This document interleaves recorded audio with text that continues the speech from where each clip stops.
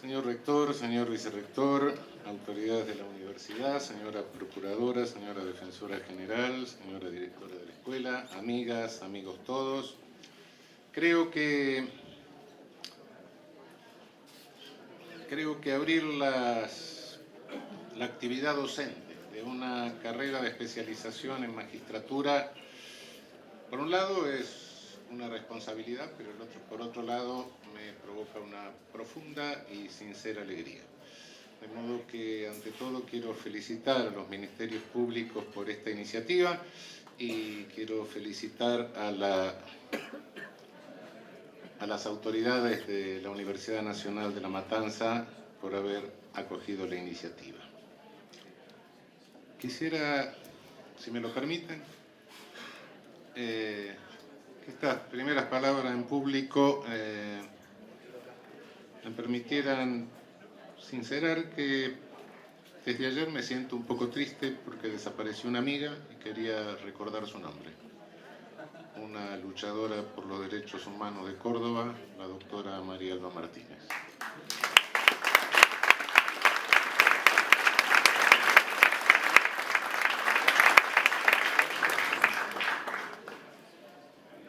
Largarse a formar o tratar de formar a los futuros integrantes de la magistratura, sea como jueces, sea como fiscales, sea como defensores oficiales, es realmente una aventura del pensamiento. No se trata solo de impartir un saber, sino de algo mucho más difícil, que es impartir un vivir, una vivencia. Transmitir una vivencia que es sumamente difícil. Hace muchos años, no digo cuántos, yo era juez en San Luis y en un juicio oral se debatía una cosa aparentemente intrascendente. Un sujeto que tenía un campo había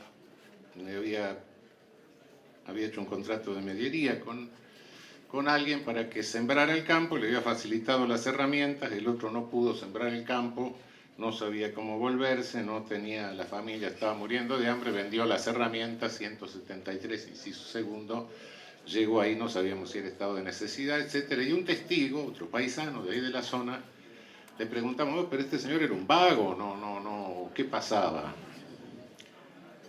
Y el paisano me mira y me dice, no, doctor, no tenía ni el enque ni el conque, porque la tierra no daba y no tenía con qué tampoco. Las herramientas no alcanzaban. Bueno, yo creo que sí, para ejercer la magistratura tendrán que pasar primero por el enque y después hacerlo con el conque.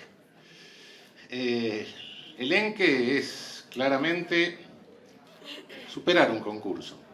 Por suerte las designaciones no son a dedo, ahora son por concurso. Habrá que superarlo, tendrán que aprender a cómo hacerlo. Creo que una de las funciones elementales de esto es prepararlos para esto. Necesitan tener cierto saber, necesitan conocer cierta práctica, necesitan tener cierto conocimiento teórico también, ¿sí? Pero a través de este conocimiento teórico ya pasamos al conque. Cuando ya tengan el enque, ¿qué se hace ahora?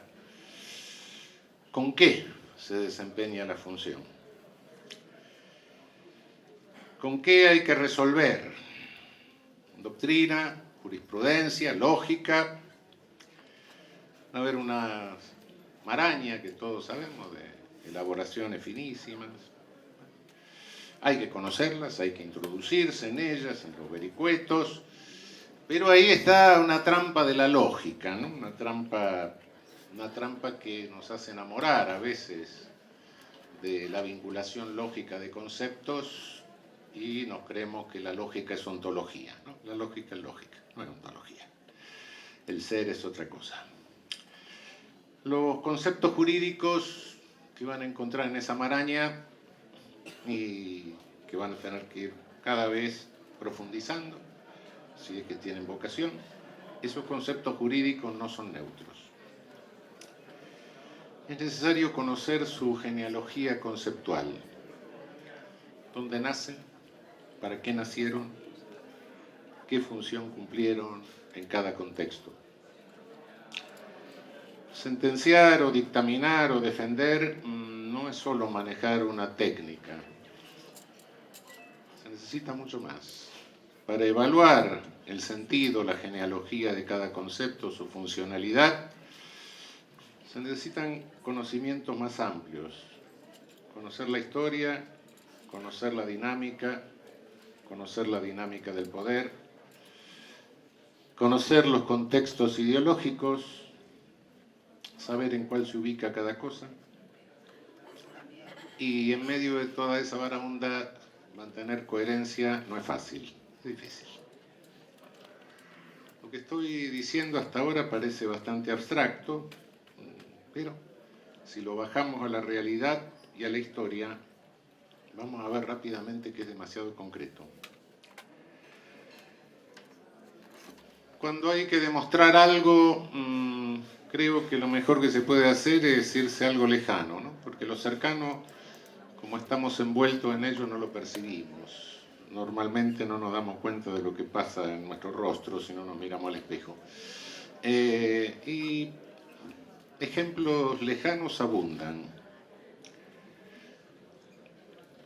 Para afirmar lo que estoy diciendo, para afirmar la funcionalidad de los conceptos, aunque parezcan conceptos jurídicos muy lejanos de toda concepción ideológica y toda estructura, yo creo que hay muchas lecciones en el derecho comparado, pero creo que una de las mejores es el derecho norteamericano.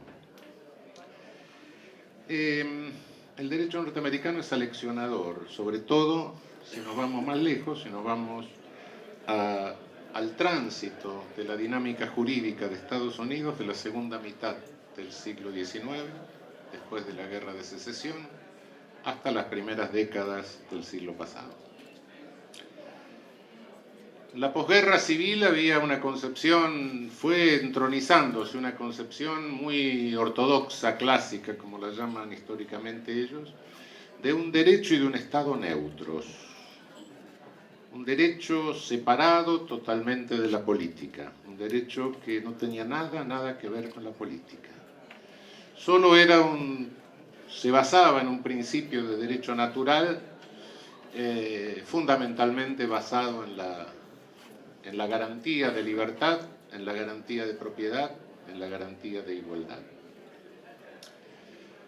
Como imperativos de derecho natural, lo cual venía ya del common law británico. Solo que en el common law británico se dieron cuenta que la aplicación de esto así ortodoxamente traía algunas dificultades y ya en siglos anteriores habían buscado algunos tribunales que resolvieran con criterios más resultativos y habían creado los tribunales de equidad, equity. Pero bueno, cuando llega esto a Estados Unidos, esta idea de neutralidad, este principio de neutralidad, digamos, ¿qué significa? Enunciarlo así puede parecer noble, pero ¿para qué sirvió y cómo se lo interpretó? En realidad la clave de toda esta dinámica que abarca desde la Guerra de Secesión hasta las primeras décadas del siglo pasado, encierra un enorme debate sobre la redistribución de la renta. Hay una famosa sentencia de la Corte Suprema de los Estados Unidos de 1895, la sentencia Pollack. La sentencia Pollack es una sentencia 1895 en que se declara la inconstitucionalidad del impuesto a la renta, del impuesto de réditos, sobre una tasa progresiva, en razón de que se lo considera una expropiación. Sacarle al rico para darle al pobre se considera que era algo con lo cual el poder legislativo estaba alterando la división de poderes. Esta inconstitucionalidad de la escala progresiva tributaria, y esta sentencia del año 1895 demoró en Estados Unidos 18 años para la imposición del impuesto sobre la renta. Para los teóricos de la época, cualquier tentativa de redistribución significaba comunismo, socialismo, anarquismo, destruía las bases constitucionales de los Estados Unidos.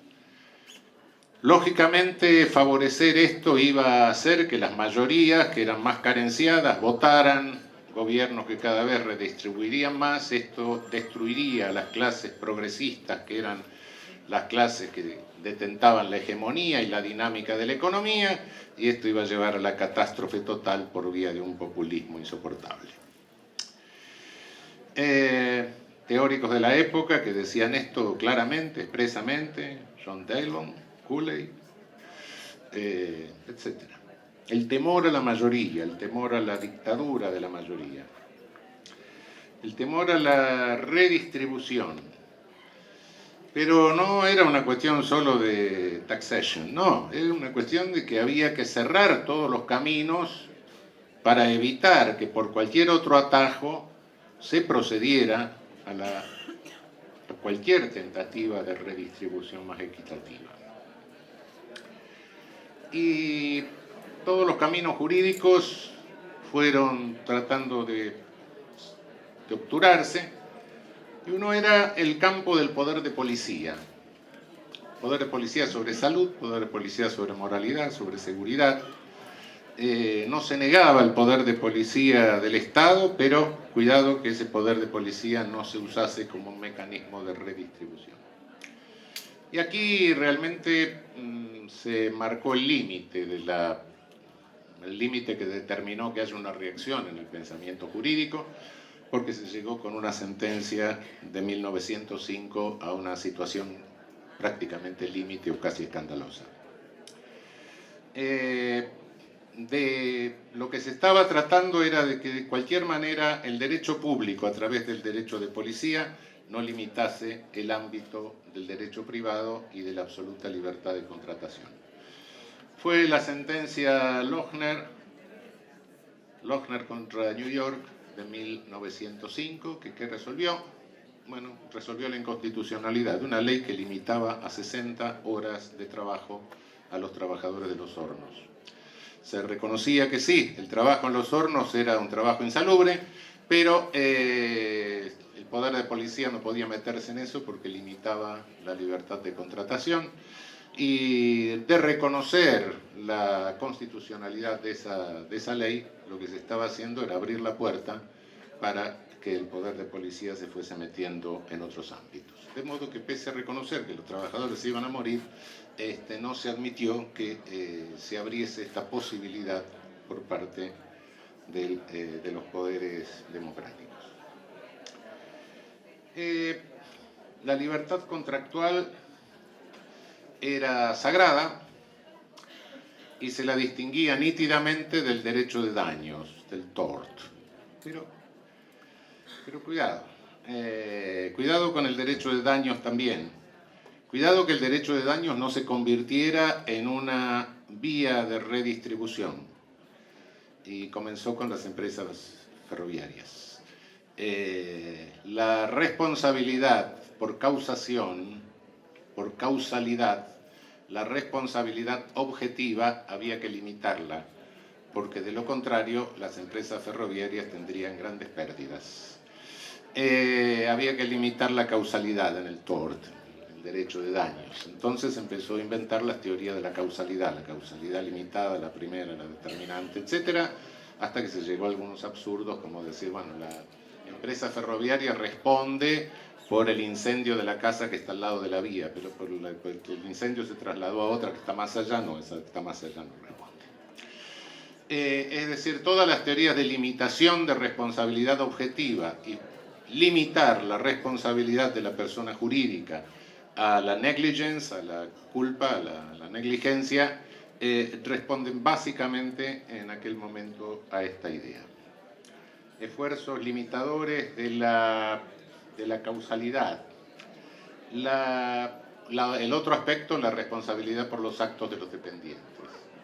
la responsabilidad del máster por los actos de los dependientes cuando estos actuaran fuera o contra el mandato del máster.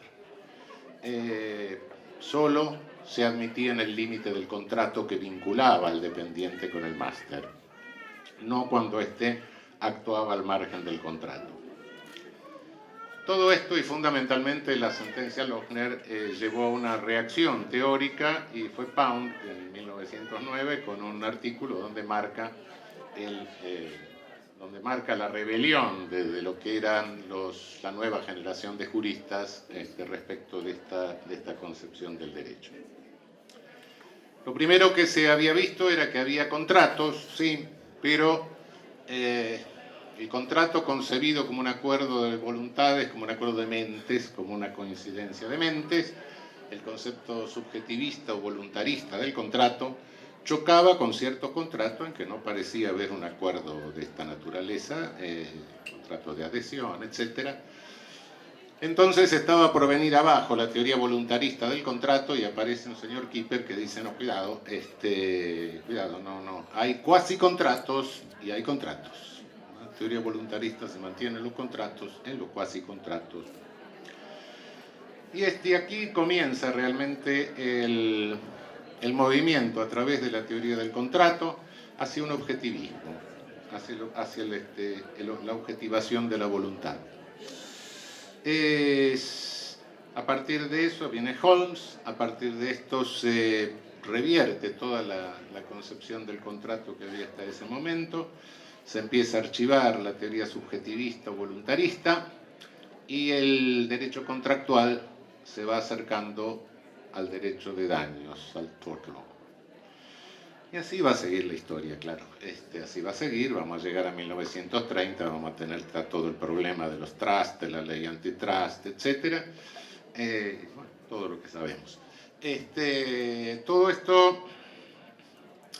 esto lo digo para ver estos conceptos de derecho privado, etc., que parecen tan lejanos de concepciones, o su funcionalidad, su macrofuncionalidad, sin embargo, no están tan lejanos, están completamente impregnados en una macrofuncionalidad política.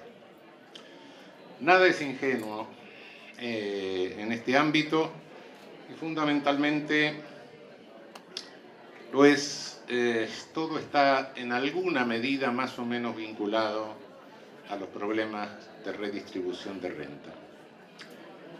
Pero la cuestión ni siquiera es tan sencilla, de que uno puede decir, bueno, tal concepto cumple o desempeña tal función dentro de tal contexto.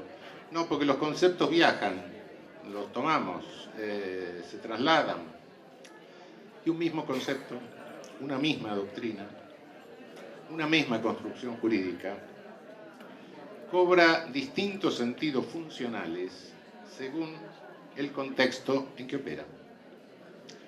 Hasta el punto de poder presentar algunos casos en que la funcionalidad es diametralmente opuesta en el lugar de origen o a donde se la traslada para operar. Hay ejemplos clarísimos. Quizá el más claro de todos sea el del control de constitucionalidad, ¿no?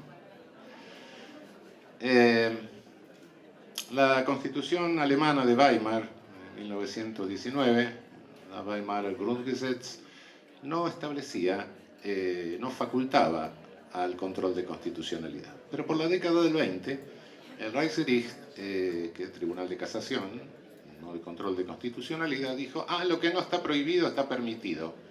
Sí, claro, eso funciona para los ciudadanos, no funciona para un órgano de poder. Entonces, como no estaba prohibido que ejerciera el control de constitucionalidad, se lo atribuyó. Esta famosa sentencia de empoderamiento del Reichsgericht ingenuamente es celebrada por algunos teóricos del derecho comparado, como el Marbury versus Madison de Alemania. No.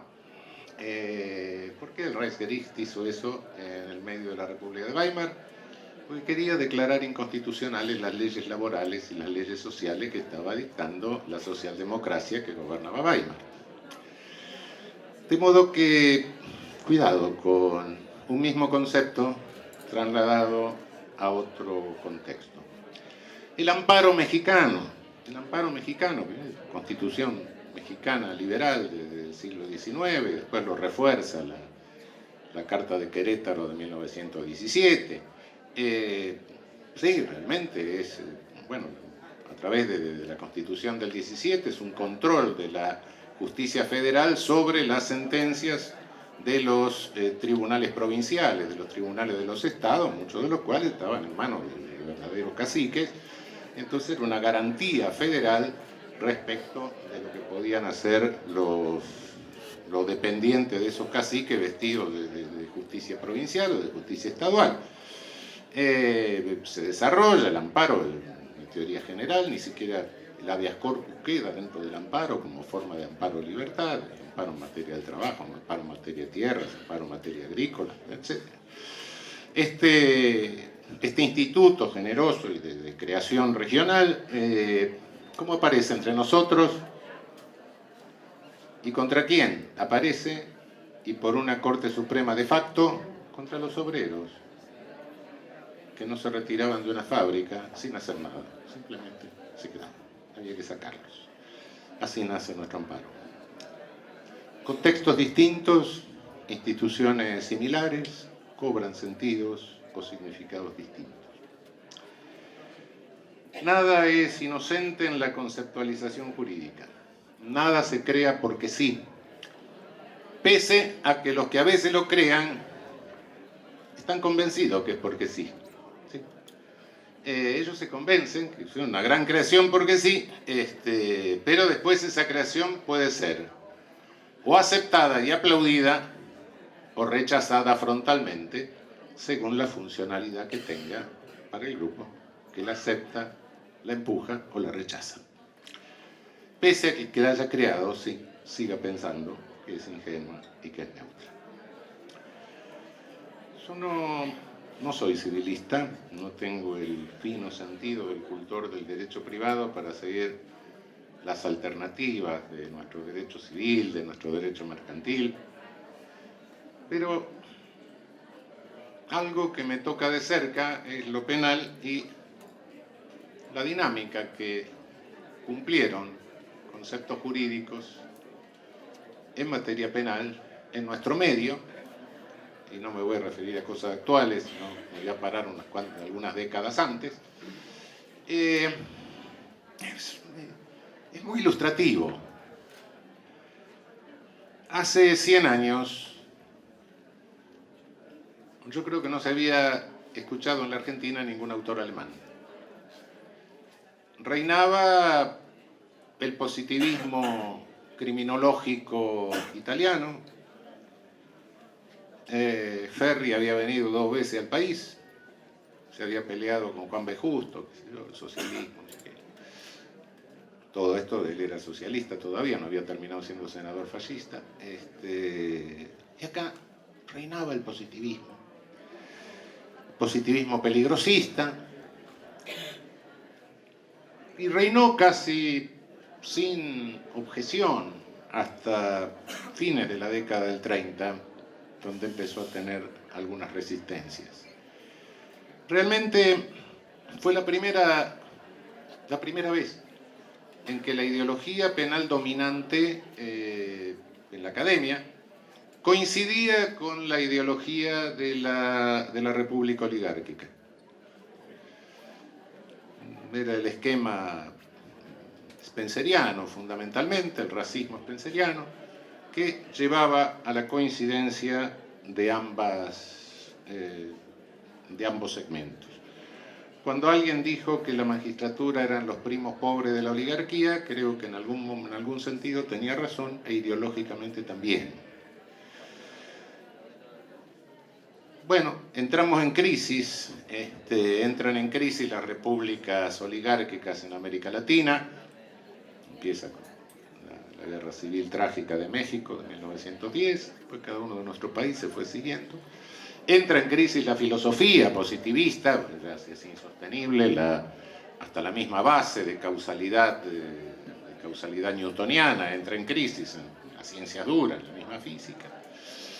ya no, eso era absolutamente insostenible y de pronto empieza a difundirse una técnica que viene de Alemania, la Soler en nuestro medio, Jiménez de Azúa, los discípulos de Azúa, los distintos países, etc. Pero ¿qué es lo que traen? ¿Qué técnica traen? Traen una construcción sobre una base neocantiana. ¿Qué significa esto? ¿Qué papel tenía esto? Los que hayan mirado alguna vez libros de penal van a ver unos cuantos nombres que se mezclan todos, que da la impresión que cada uno dice lo que le da la gana. No, cada uno no dice lo que le da la gana, cada uno opera en su momento en Alemania conforme a un determinado contexto. El señor Karl Binding, que escribió Die Normen, era el penalista de la época de Bismarck. Franz von Liszt, su gran contradictor, era el penalista del segundo momento del imperio, de Guillermo II. Y después, pero seguía siendo un positivista criminológico. El otro era directamente un normativista, así que no discutía la autoridad del Estado. El Estado estaba sobre todo. El Estado era todo. Para Binding, para von Liszt era un positivista, pero los dos eran bastante reaccionarios, por supuesto, la cantidad de cosas que decían, por más que muchos los presentan como liberales, lo eran, nunca lo fueron. Pero de cualquier forma, en un momento dado, la carrera de la tesis de Binding se corta y lo que sigue es la de von Liszt, pero con una particularidad. Dice, bueno, no me interesa si esto es así o no es así. Lo que pasa es que si no es así, bueno, yo ordeno al mundo para que esto sea así. Y eso fue el neocantismo. El mundo es caótico, no lo puedo disponer, las cosas se me dan todas mezcladas. Para decidir algo me la tiene que poner en orden, y lo que me la pone en orden es el valor jurídico. ¿Qué es el valor? No, los valores no son, los valores valen. ¿Para quién valen? Y bueno, hasta el día de hoy estamos discutiendo si los valores son subjetivos, objetivos, etc. No me iba a meter en la filosofía de los valores, pero evidentemente lo que se estaba diciendo es que los valores valen para los que lo establecen, claro. No cabe la menor duda que valen para los que lo establecen. No hay duda de eso. Jurídicamente alguien estableció el valor. Está fuera de cualquier cuestionamiento eso. Bien. Esa teoría y esa construcción del mundo que se puede hacer ordenándolo conforme a valores, según si quien lo ordena tiene valores liberales, va a ser liberal. Si quien lo ordena tiene valores autoritarios, va a ser autoritario. Y sí es cierto, hubo neocantianos liberales, ¿sí? Sí. Radbruch, Max Ensmayer, ¿sí? Curioso, nosotros nunca lo leímos en penal, a ninguno de los dos, lo leímos en filosofía del derecho. Penal nunca. ¿Quién llegó? Metzger. ¿Qué era Metzger? Metzger era el jurista neocantiano de la época nazi, el más distinguido de los juristas neocantianos de la época nazi, que se peleaba con dos jóvenes profesores nazis de Kiel que querían hacer otra cosa, una teoría sistémica, porque él le decía, no, miren, con mi neocantismo me arreglo fenómenos para explicar la legislación nazi. Y llega Metzger. Metzger nos llega. Y nos llega de la mano de autores absolutamente insospechados de tener ni el más mínimo contacto con la ideología nazista.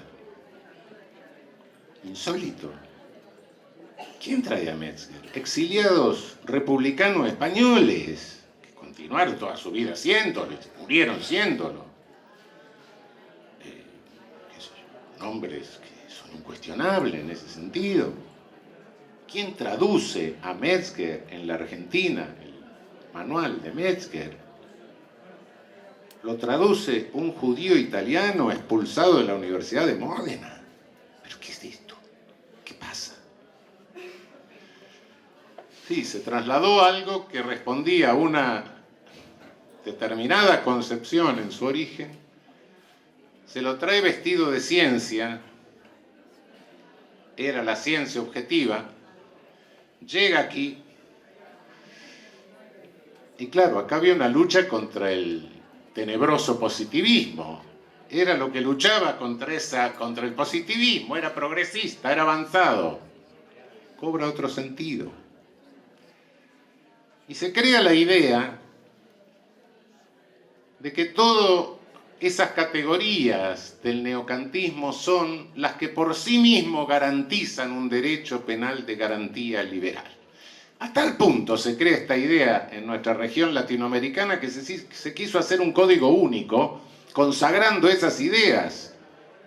Se empiezan a hacer reuniones del Código Penal tipo latinoamericano, Buenos Aires, México, etcétera, año 63 empiezan, terminan en la década del 70 bastante vergonzosamente con la comisión visitando a Videla, acá, pero bueno, ¿sí? Se terminó la empresa. Pero ¿qué era lo que se quería hacer? Consagrar en la ley, en un código único, esas mismas categorías. Quien atacaba esas categorías estaba entonces atacando el derecho penal de garantías, atacando el derecho penal liberal. Y miren cómo sigue la historia.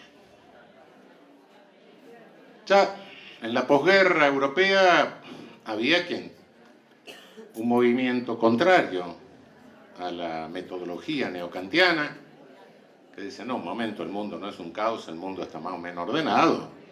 Hay orden físico, hay orden biológico, hay orden de distinta naturaleza. Y cuando el derecho nombra algo que está dentro de un determinado orden, tiene que respetar las características ónticas que tiene dentro de ese orden, ¿no? ¿Sí?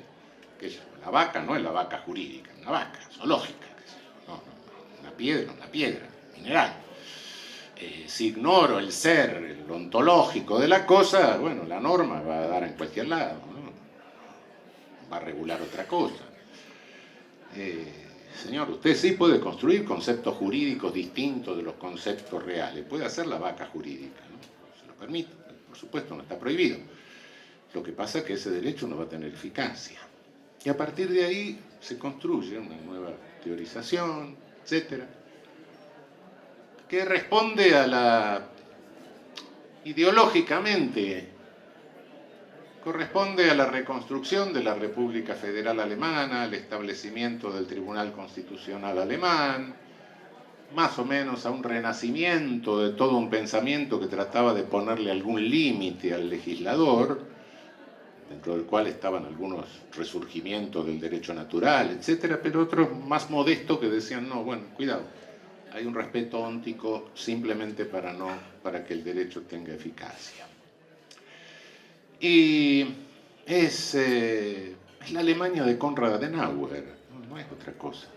Ese era el pensamiento de Belsen, Hans Belsen, el finalismo y toda la discusión. Pero llega acá y entonces, claro, cuidado, está atacando al derecho penal liberal. Unos decían eso. Y otros por lo bajo dijeron otra barbaridad peor, pero no se animaron a escribirla.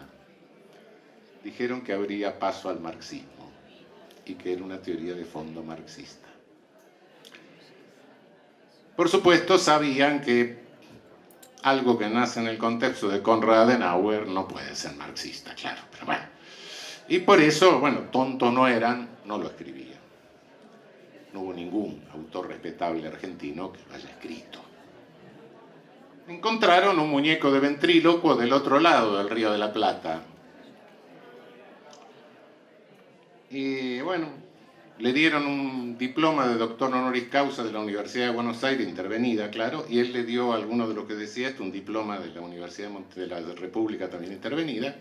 Se cambiaron títulos de doctor honoris causa y este señor uruguayo lo escribió. ¿Qué vamos a hacer? Cuando le explico esto a los alemanes me miran, ¿no? Dicen, esto es absolutamente increíble. Sí. Es absolutamente increíble, pero es un concepto que va a dar a otro contexto. De modo que los contextos no son únicos. Los conceptos hay que tener cuidado, primero por el origen del concepto, pero después hay que analizar no solo el origen, no solo la estructura, no solo su funcionalidad originaria en el contexto originario, sino también la funcionalidad que adquiere en el contexto que uno vive. Hay que estar demasiado atento. Para esto hay que estar con los ojos bien abiertos, las orejas, el oído bien agudizado, el olfato también. No es sencillo, pero todos los días, en una sentencia, en un dictamen, en una defensa, los conceptos jurídicos nos pueden jugar una trampa y hacernos funcionales para lo que no queremos ser. Deseo que esta especialización los deje ampliamente preparados para esta tarea. Muchas gracias.